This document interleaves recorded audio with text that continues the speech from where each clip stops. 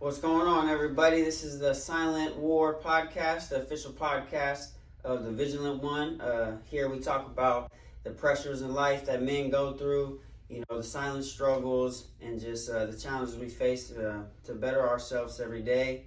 And today on our first episode, we got Chris Gradillas, my boy right here, man. Appreciate you coming on.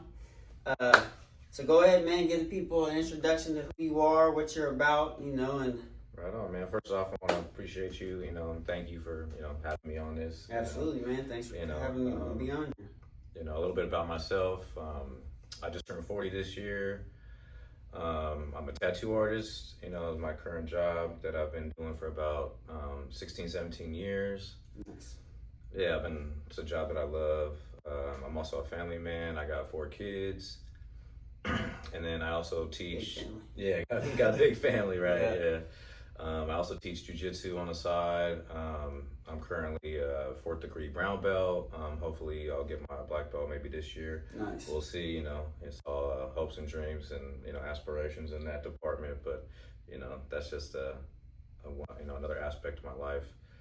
Other than that, just being a family man, a hard worker, just trying to, be humble out here in the Make streets. it happen, Make it happen, right? Yeah, man. So give the people a little bit of background about yourself. What was your upbringing like? A little bit of your childhood, and give them the backstory. How right. I mean, came up. that's a long, long story. You Yeah. know, like I said, I just turned 40, so I got a lot of life experiences. My upbringing was not bad. I definitely had great family, like mother and father set a great example for me. They're both hard workers. They went to work every day. My grandma kind of lightweight raised me, and she was a hard ass, tough cookie. What I mean? God bless her. I miss her so much. She passed a couple years ago. Sorry to hear from dementia. My upbringing was not too bad. I kind of I definitely was a negative thinker when I was younger, just because I had a lot of, I would say bad luck, but, that's just a part of life. Luck is what it is. But, I had some hardships, going through, a lot of identity changes and seeing where I fit in, because I'm mixed. I'm not one thing, Right. I'm part Filipino. I'm part Spanish, I'm part Mexican, I'm part Danish, Viking, so I'm a lot. Man, you got all the bloodlines running through. Yeah, I got a lot of warrior bloodline running through me, but That's cool. Yeah, so it was growing up, it was a little hard to identify where I really fit in, because I'm from Hayward. I grew up, born and raised in Hayward, and it's very diverse out there. Yeah. So all my friends were either mixed or white or black or Mexican or Indian. It didn't matter. I kicked it with everybody. As long as you were cool folks and a real person, I fucked with you. Absolutely. You know what I mean? But growing up, I seeked out danger and mischief, and I was a knucklehead. I got a lot of regrets in my life, but none that won't let me sleep at night. Right. You know what I mean? For the most part, I'm pretty content with where I am in life, and but yeah, I got into a lot of trouble starting at a young age. Was there certain things that happened to you young that kind of led you into that type of lifestyle, or that put you into that? You said you were negative, so was there something that caused you to be negative, or was it just getting around the wrong people? I kind of idolized some of the wrong people growing up. I was really heavy into gangster rap, just being where I was from, I related to a lot of the things, and then I kind of maybe adopted that persona a little bit and just kind of went into it a little bit deeper, because I grew up in a gang neighborhood, not like the hardest fucking hood on, in Hayward or nothing like that. I wasn't forced to be in a gang or anything like that, but all 90% of my friends were all in, And, hey, they say you are who you hang around. You're right, and I was definitely guilty by association on a lot of different crimes that were committed or might not have been committed. I can't. Off the record. I can't either confirm or deny those allegations, but I definitely got into trouble. I went to jail, plenty of times, none that were, that landed me in prison, God for, thank the Lord for, that. But I was definitely going down that road for sure. Getting mixed in with drugs and money and car. Doing things that I wasn't supposed to be doing. Because I kind of was a little lightweight thrill seeker in that department. Yeah, yeah. I like the adrenaline rush. I also, what got me into tattooing lightweight was graffiti because I used to fuck around the streets a lot. So you started out doing that first before? Yeah, okay. exactly. So you've been doing art since young age? Yeah, exactly. Yeah, for sure. I always like to draw and fuck around and doodle and shit. Nice. But graffiti kind of was that little adrenaline rush, and I got to express myself artistically, but yeah, I I racked up some cases, with graffiti, and I love that thrill, man. Being out, I would sneak out of my family's house at like 2 in the morning, fucking with a backpack and all black, fucking like a ninja, bro. And that was like when I was like 14, 15. I didn't have a car or nothing like that. And I'm just like, hey, bro, we're going out tonight. Let's go crush the city. Yeah. You know what I mean? I'll meet you at the bottom of fucking D Street in Second, or whatever. And we'll meet there and we'll just mob around and crush.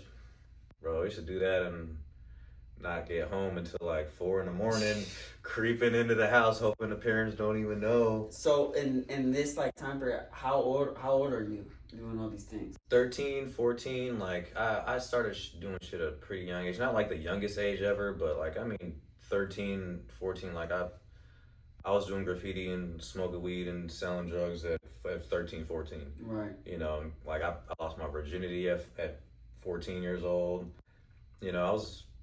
We were robbing, stealing, doing stupid shit, that so I'm not proud of. So you got exposed to like all these things at a super young age, Yeah, but like I said, my parents, like my family they weren't bad. They weren't into that shit. I chose that. Like I literally like, after everyone's saying, "Oh, don't be like this, don't get into that," it kind of just made me gravitate. What's into this that. about? Exactly. What are they trying to keep me from? Straight up, that's.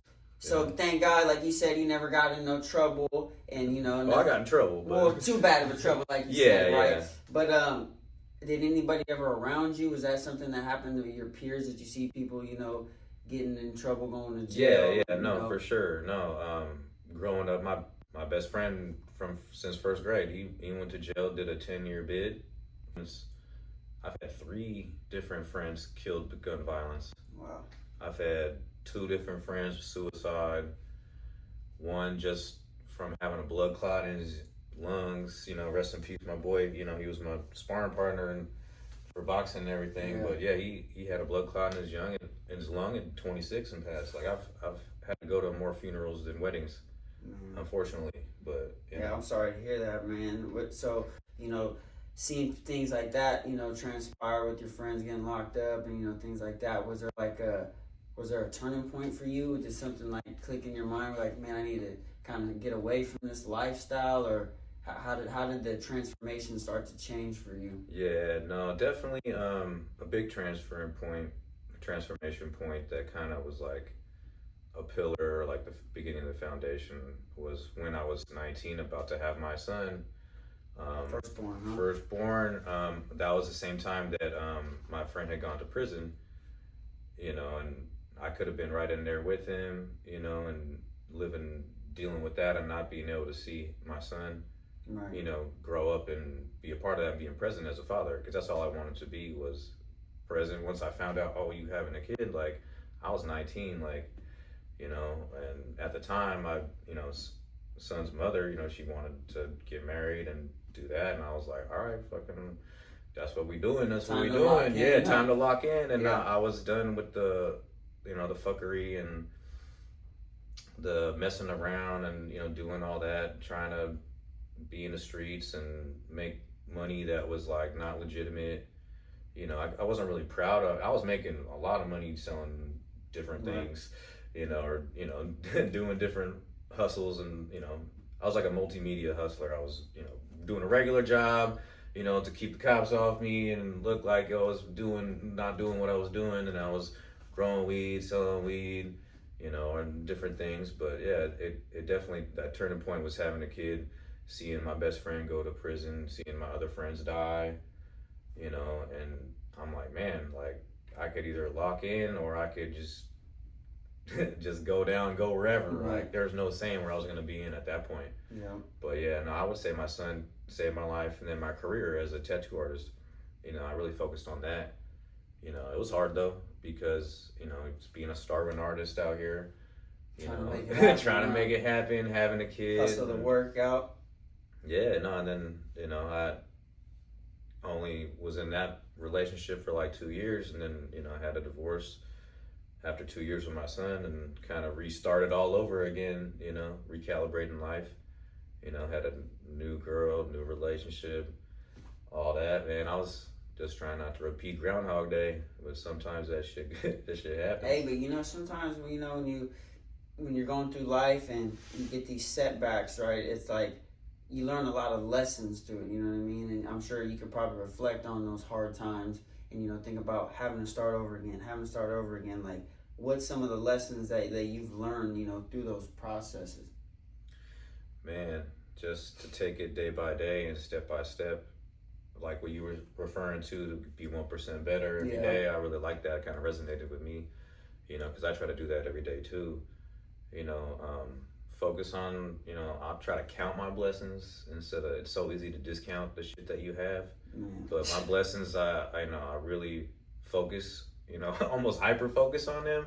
But sometimes it's like, you get lost doing different things and your attention gets drawn here and goes there, but like staying focused on the main things that matter in your life, like right. your family, like my legacy, my bloodline, like my my family. I'm trying to raise good humans, and I want them to be better than I ever was, because I ain't nowhere near perfect. You know what I mean? Yeah. I never claimed to be. I know I got plenty of flaws. And I can relate, a lot to that right now because, I'm getting ready to have my firstborn, right? And we've talked about this, numerous times. But when you're getting ready to have your first kid, it's like, for me, I have no idea what to really expect. But at the same time, like going back to what you said, it made you kind of lock in. I feel like, in my own way, it's making me trying to become like the best version of myself that I could be, you know what I mean? Especially for my kid. I'm having a daughter, which makes it even more like, I got to be a great example, you know what I mean? And there's so many things, that I got to look at myself in the mirror. Hey man, that's the coldest thing is looking in the mirror sometimes, but sometimes I avoid mirrors. You know what I mean? It's like, because you don't want people, you see the truth in there sometimes, and then, or you just see some fake ass like shield mask that you putting up, So you had said earlier, you were real negative, growing up, and that was your mindset. Like when you had your kid, was that a shift in your mindset? Like, okay, now I have to start looking at things in a positive light. Definitely, that it shifted my mental, game and mind state for sure. Like I gotta be an example. I gotta be. Someone's looking up to me. It's not like I'm an older brother. Like I have a little brother and a little sister. Right. So I was always kind of the example, but like I was setting bad examples and shit. So now it's like I got 100%, 110% be, the good example. I mean, I still have fun and do all that. I mean, I'm not the strictest dad, but I'm pretty strict in ways. But like, there's a fine line in having to do that. But like on your first kid, it's all a learning experience. Yeah, you don't know what to do. Like, I mean, you could Google or YouTube or TikTok all that shit you want and hear all the stories, but literally you're only gonna find out by doing it and being there in the moment. My advice: don't be on your phone. I mean, if you're gonna be on your phone, like take pictures of shit, like because those memories will be gone hella quick. Man, I wish I would have took more pictures, but don't make it all about pictures. Or be present. Yeah, definitely be present for sure, because they'll see the look in your eyes versus the look you looking down at your phone. You know what I mean? Because I hate seeing parents at different spots like that. You know what I mean? They're not even focused on their kid and they're just missing everything go by. I think it happens a lot, bro. I mean, even people without kids, like you see people, like I remember being in Hawaii on my honeymoon, right? And I'm guilty of this too because I'd be on my phone sometimes, but we're on a beach, bro. We're like one of the most beautiful places in the world, right? And everybody's just sitting there, on their phone and everything, and it's just like they want to highlight. Yeah, you gotta soak in the moment, and it's because life blows by so fast, and kids especially. I feel like they're gonna remember the times you were present, not the things that you bought them or whatever else, but material things, they come and go for sure. I mean, yeah, you might remember. Oh, I remember when I got this, but like you know, what did we do with that item, or like, did we experience it together? Did we make a core memory? Like, even if it was a bad memory, it's still, you know, memories, something to look back on, you know. But yeah, like, you know, being present for sure, and then, you know, understanding that like that's like a little you, like you're treating them like how you wish you would have been treated. Not saying like if you had a bad parents or bad this, like you obviously want to be, oh, I'm gonna treat them how like I wish I would have got, better version, you know, of what you exactly. got. Yeah. Like you want to treat people the way you want to be treated, if not better. You know what I mean? Because the world's cold out here, bro. You know that. Ain't nobody treating nobody like, you know. I try to be as polite and live righteous and, you know, be a good person as much as I like. If I see someone need a door open, or like I'm opening it, or I'm, you know, I'm trying to be chivalrous and things like that, you know, and show that like my parents raised me right, you know what I mean, and did a good job, you know, and I'm a good person too by doing those things, and passing it down to my kids, and I'm sure you're gonna be doing the same thing for your kids. Well, I think that's a huge thing, right? Is because all the old school morals, like if we don't pass them on, it's gonna die with us. Oh, it'll die for sure. And with the world, like you said, being so evil, and you know, just people just don't care about nothing no more. We have to instill those morals that hopefully our kids make some type of impact in the future. You know, generations that are coming, and you know, I worry about the next generation so much, bro. I do too, bro. Yeah, like the world's is different. You know what I mean? It is. I look at my kids and I'm like, man, I feel sorry for like. I wish I was born in like the 60s, because I feel like lightweight, like an old soul in ways, and like all this new stuff is like I'm not with it, like you know, it's totally different world, man. Like trying to get my kids all play a team sport, and then they do jiu-jitsu, which is like a solo thing, but we do boxing and you know, different things. But you know, like I feel bad for them, and they're like just on their phones working out their thumbs, bro. And I'm just like, their necks curling up like this, man. I'm like, yo, fucking look up at the sky, bro. The thing that I respect that you said is, you know, you make them do jiu-jitsu and boxing and all these things, and honestly, for me, the whole point of, you know, the page I've created, the Vigilant One, you know, this podcast, everything I'm doing is I'm trying to bring awareness to being, you know, a capable human, you know. Yeah, I'm pushing it for more so for the men, because I feel like it starts with us, right? But it's like the world's cold, like you said, bro. We have to be able to defend our families and protect our wives and whatever else, because it's like it's only getting worse. You know what I mean? And not to jump off topic, but going back to the jiu-jitsu thing, like you said, at what point did that introduce into your life?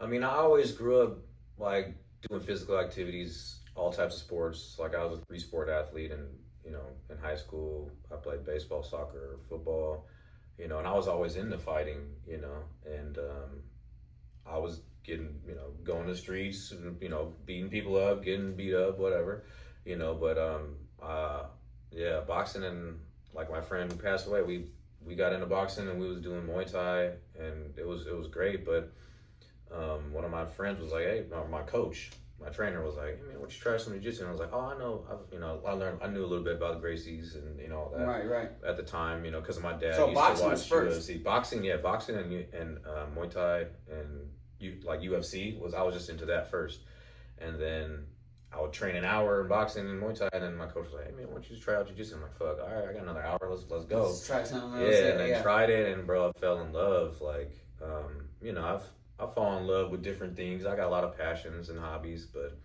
this one kind of consumed me a little bit, you know. I got bit by the jiu-jitsu bug. Well, you said you're a 4-stripe. Yeah, 4-stripe brown belt. So you put some time in. Yeah, no, I've been doing it since about 2014, when my son turned about like 2-ish. You know, I was tattooing, and my training partner, you know, we both tattooed, and I would meet him at the gym before work. We would just, you know, do a training session of boxing and then do jiu-jitsu. Right. You know, and then kind of like boxing, when my friend passed away, I kind of stopped boxing a little bit more and just focused on jiu-jitsu, because I was already like, man, this is really hard. You know, I was already a decent striker or whatnot, so I kind of focused on what I wasn't as good at. Right. So I was like yeah, exactly. Yeah. I was like, I'm gonna, you know, I don't want to get choked out, like, you know, because I've been put to sleep before. Like it's all part of learning. Yeah. Like, you know, that's life lessons, man. Yeah, I've learned most everything the hard way. You know, by Most choice. fighters Sometimes by choice. Most fighters are that way, bro. People are hard. Coach will be like, "Hey, don't do this. You're gonna do. This is what's gonna happen. And do it anyways." Oh, you're right. Yeah. So, somebody like you growing up that dealt with all these anger, negative thoughts, getting involved in the streets and all that. How has martial arts and combat sports affected you in your life? And help you develop as a man. Man, that's probably one of the top things that has helped me develop, like physically, mentally, emotionally. It's, man, you go into combat every time we go to train. Right. We're sparring, like we're really trying to kill each other, but at the same time you're doing it with somebody that is a friend of you. You're not trying to hurt them. It's a real discipline learning those things. But yeah, having a dedication to a discipline and doing it every day and not giving up. Right. Because that's all. Me, a brown belt, I'm just a dirty white belt. That's just a white belt that never left, stopped. never quit. That's Right. all it is never quitting. Yeah. And I've been, I'm a Capricorn, so, my being on success and work and all that is kind of like ingrained in me a little bit. And, those things, it's hard to focus when you got all life, kids, going on. You're like, man, I'm going to keep to this program, this schedule. I'm going to go 2 times a week or Right. 3 times a week or whatever. And then that turns into, now I'm teaching kids and I'm like passing it down, like, and being a mentor, and things I never really thought I was going to end up being. I never thought I was going to be a father. I never thought I was going to be a mentor or a coach. Like, I coach jiu-jitsu, but I coached soccer. I coached my kids baseball. I try to be present for every little thing that I could possibly be in with my kids. And then you also got to be present for yourself too, though. You got to make time for you, man. You do. I'm big on that. It's like, as a man, if we're not right, mentally, physically, spiritually, we can't show up our 100% and be there for everybody else, And like, going back to what you're saying about the structure and everything, like boxing, I started boxing later on in life. I was about 18, 19 when I started, but same thing, kind of like you, bro.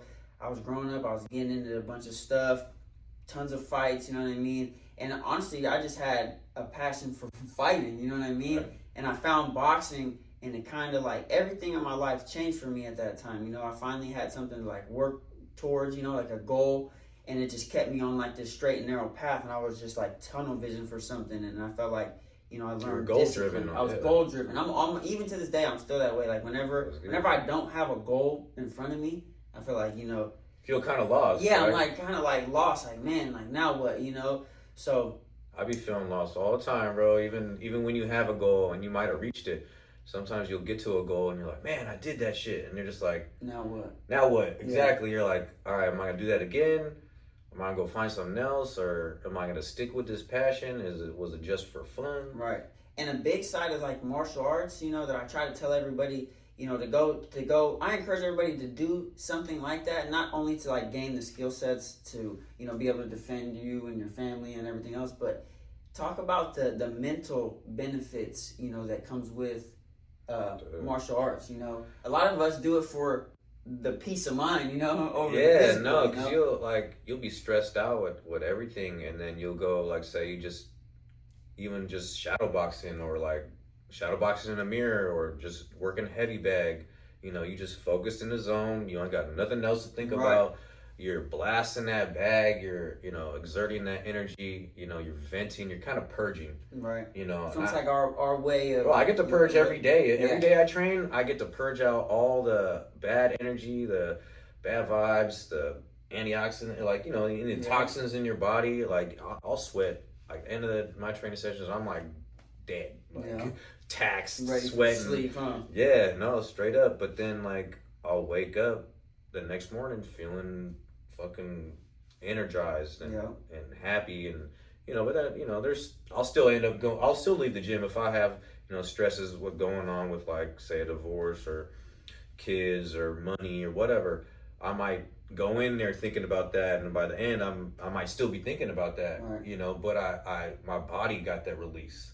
You know what I mean? Because like, but even you get that mental escape though for however long your workout training session is. You know what I mean? Exactly. It kind of takes you away from whatever's going on in your mind. And that's always encourage people. I always ask people when I'm cutting their hair, I'm like, what kind of hobbies you got? And you'd be surprised on how many people are like, oh gosh, honestly, shit. bro, I just go to work and you know what I mean, and Yeah. that's it. And I'm like, dude, you got to make time for yourself. You know what I mean? Because don't cheat yourself. yeah, exactly. Treat yourself. Like, that's your escape, bro. You know what I mean? Like you carry all these burdens, you know, as a man, and all the struggles that you go through as a father, and the silent, you know, just the weight of the world, man. The weight of the world, right? Bro, and men, like me and you talk about all the time, we don't have like, you know, a safe place to talk about it, you know, we just thug it out, bro. We just keep it to ourselves and just head down, keep grinding, you know? Yeah. I mean, so kind of touch on that. Like, how do you feel? Well, that brings me to how we even like were thinking about this podcast, Right. and to begin with, like it was just an everyday, regular day, and I come in and, you know, I always say what's up to you, like, hey, what's up, and you know, you heard my voice tone or whatever, and you were like, man, I can tell something's off with you know, with Chris, and I was just like, you know, I just walked past you and went back to my, you know, spot, you know, and I'm just sitting back here in the room, and then you come around the corner like, hey, bro, you good? And I was just like, yeah, man, I'm straight, you know, just Right. like any man would ever say. It's like we all would. Like, it's like, nah, man, I'm fucked right now. I'm hurting. Like, you know, I'm going through it. You know what I mean? And he came around and he's like, hey, man, you can sit down and talk to me. And I was just like, you know, because we know each other. We've been around each other for like a year, almost 2 years, but like we don't know each other completely deep on all levels or like that. Like we got an age gap. Like I'm 40. You're what, 30? I just turned 28. 28. I was thinking you're 30. Like, you know what I I'll mean? be trying to rush me. Exactly, bro. I don't want to rush you, man. Yeah. Take that time, but yeah, in that aspect, like, you know, it's tough, you know. Yeah, and I feel like, you know, I encourage people, man. It's like you gotta have people to talk to in life, bro. You know. Well, you were like, hey, man, you know, tell me what's going on. I was like, man, he don't want to hear my problems. Like, he probably got his own shit. He about to have a kid. Like, he don't want to hear about my shit, you know. And then you're like, no, man, tell me. I'll sit down and talk. I was like, for real, bro? Nah, you seen it. I was like, you were like, I was like, what? And then you're like, let's pray, bro. And I was like, oh, man, this motherfucker about to get me teary-eyed right now, bro. And nobody prayed for me or with me like that, like, unless I was at church or something like that. Right, yeah. You know, and I was like, man, this is a real motherfucker. He actually, like, you know, has empathy for another man, which, you know, like you said, like, guys like us, you just assume, like, oh, he's tough. He's got it all together. He's got to figure it out. He's, you know, when you ask him, oh, I'm good. Like, knowing, like, man, I was just going through it with a long list of shit. You know what I mean? It was, I just got moved out of, you know, sold my house from being married for 13 years. Yeah. You know what I mean? And finding a new relationship, and then finding out, like, that's not what it was, you know? And, you know, you just came in at the right time and was like, hey, man, you know, let me talk to you. And I was just like, I really appreciated that, you know, because the only people that I really had to talk to was, like, my family, my immediate family, my mom, dad, you know, sister, brother, aunt, you know. But other than that, like, my close friends is all either was in prison or passed away, or, you know, they got a new family and a young kid, and I don't want to bother them. And yeah, that's the thing, you is, know, man, we don't want them to out. throw, you know, burdens on like somebody else, and we just keep it in. So it's like, so somebody that's watching, you know, that are walking through silent battles, like, what do you think that men need to do more that could help, you know, people that are going through things, bro? Because we're not gonna reach out to people, so maybe, you know, it's hard. Yeah, it's. I'm sure that probably felt weird for you, even reaching out and being like, coming around the corner and be like, bro, you good? Like, I heard it in your voice, and you know, that was probably not easy for you to do. I mean, it might have been easy for you because I've done that for people. It's almost easier to do for a stranger than it is for someone that you know that they really going through some shit, and you really, like, how could I really help them? Like, I might just be a shoulder or an ear, you know what I mean? But that in itself is something, because guys don't really have, you know, or men, like real men, you know, don't have somebody that's really gonna be like, bro, I got you, you know, on this shit. Like, you know, oh man, you know, your kids are, you know, going through shit, and they don't want to maybe spend time as much time or this time you have with them, because my time got cut in half. So like my kid's like, oh, I want to go spend time with my friends, and I'm just like, man, I want to hang out with you. Like, yeah, and you want to you know, go. Yeah. but I look at that age like I didn't want to hang out with my dad Yeah. at no fucking Yeah. 13 years old. You know what I mean? Yeah. You know, but yeah, man. But the silent struggles, man, like that, I feel like that's a huge thing nowadays with men, and I feel like we got to kind of like put our pride to the side, bro. You know, and I always tell people, check on your strong friends. You know what I mean? Like, I'm sure you're in your family and friends, you know, people look at you like you're a pillar of strength. You know, oh, he's probably good, he's tough, you know, he's strong, he got it all figured out. But it's like, how many people come and check on you? You know what I mean? Vice versa, I'm sure you probably make sure everybody's good. You know what I mean? And it's like, and that when you're a father figure and all those things, like that's just natural and what you're almost obligated to do. Like you put that on yourself too, but like, you know, everyone else is looking at you too, like your wife, your kids, you know, anybody that's, you know, looking at you like, you know, oh, he's got all his shit together. That might, you know, some people are good at fake it till you make it. Like I have a hard time, you know, I wear my emotions on my sleeve.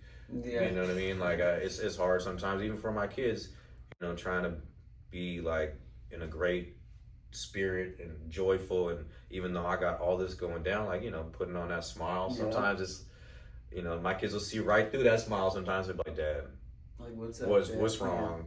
I know something wrong, and I'm like, all I did was breathe hard, bro. Or to my daughter, and she's like, you ain't singing the music. I know something wrong with you. You know, I'm like, man. That's cool though, bro. That's cool that you have, you know, people that care about you. You know what I mean? And obviously, it's coming from your kids, so I'm sure you're still dad. Like, oh, I can't throw, you know, my burdens on them. But it's like, yeah, it's tough. People recognize it, bro. Like when you said when you came in, you know, I seen that there was something wrong, and I felt like, you know, God put it on my heart to just to come talk to you to make sure you were good, because you never know what people are going through, bro. Nah. I remember watching a video a long time ago, and some guy.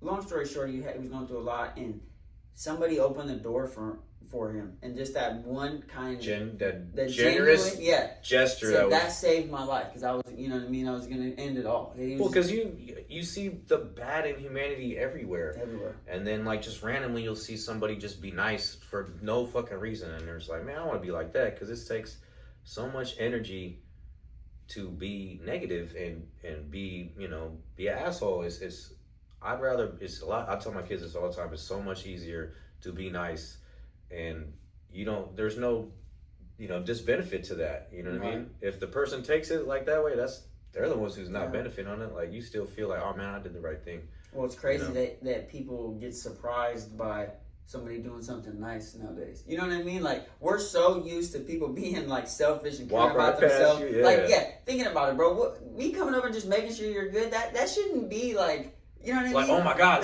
bro, I never had that happen before. Like, that should be more But that was regular. like the first time that it ever happened to me. Right. You know, and then when you're like, bro, let's pray. Let's go to church. You're like, come to church, and then I'm like, you know, I was going to church. Even though you wasn't going, I was like, man, I'm over here. You're gonna come? He's like, oh man, I'm busy with the kids. I'm gonna watch it through my phone. I'm like, all right, cool. And I'm like, I'm sitting there by myself, like, man, I'm proud of you for that, bro. I'm in church, bro. Like, yeah, but that's cool, man, because you know that's what it's about. Like even with this podcast, you know, I started the Vigilant one, you know, to talk about that on my Instagram, and we can talk about, you know, jiu-jitsu stuff, fighting stuff, shooting stuff, and all protection and all that. But it's like the motto I came up with was forged by discipline and guided by faith. Like, yeah, we are these, you know, humans and men, and we carry ourselves in a strong manner, but at the same time, you know, we're guided by faith. You know, we're guided by God. We're trying to be more disciplined and becoming ourselves. Be vigilant. You know what I mean? Righteous, living. Working out, you know, just staying on point, bro. And it's about, you know, building community. And I feel like with the small time that we've, you know, I've even done all this stuff, I've already kind of gained a good group of guys that we're all feeding off each other, and I'm trying to just keep expanding it, you know. And so my last question for you is, if somebody's out there and they're lost right now and they're in a dark place, what's some advice that you would give to them? I mean, you definitely got to take a hard look in that mirror, you know, look into your own eyes, you know, but definitely don't give up, man. That's the one thing that is so easy to do. I think about it all the time. Man, it'd be so much easier if my ass if I just gave up on this shit. Towel. Yeah, no, like fighting in court, divorce court, bro. There's so many times, like, man, I could just give up, man. I could be like, take the kids. I don't like, but that wouldn't be me. You know what I mean? Right.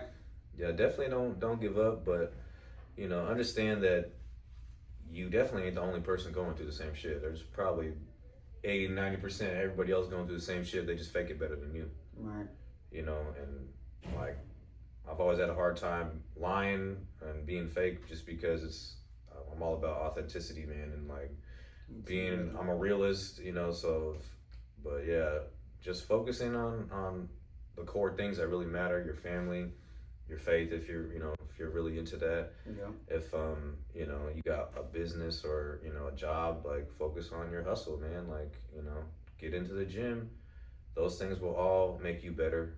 You know, it's all about bettering yourself. You know, sometimes we get knocked down a pegs or two, you know, feel like you rock bottom, but when you rock bottom, there's only one way to go up. That's right. Only one way to go. You get knocked down 100, you get up 101. Yeah, man, get up for sure. That's what I teach my kids. You get knocked down, man, dust yourself up, fucking keep it moving, man.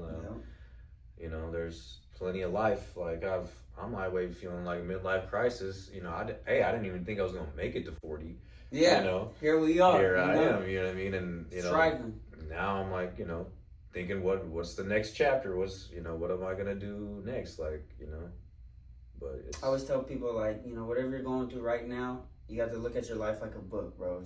You're just going through this chapter right now. It's not the whole story. You might want to cast your characters a little different. Exactly. You might want to make some adjustments, but it's just a chapter. You know what I mean? And the whole purpose of us, you know, filming these episodes is to build community, man, and just be real and talk about real things that we're going through. You know, as men, you know, a lot of men, like we said, we suffer in silence. So we're trying to give like this platform where we could just relate to real people that are going through it. And, you know, and to anybody out there that's watching it, man, if you guys are going through something, you know, reach out. You need a circle, bro. Hit me up. You know what I'm saying? Hit my boy Chris up. We're some down people. You know what I mean? We'll listen. We'll kick it with you. You know, maybe you could come to a jiu-jitsu practice, whatever. You know what I mean? But we're here for people, man. Get your haircut. Get your haircut. All those things, He's bro. a tattoo artist, you know, and both of our professions, we sit there and talk. You know, come get a haircut, man. We can talk for an hour. Go get a tattoo. You know, flyweight therapy session. Yeah, it's a therapy session, man. So,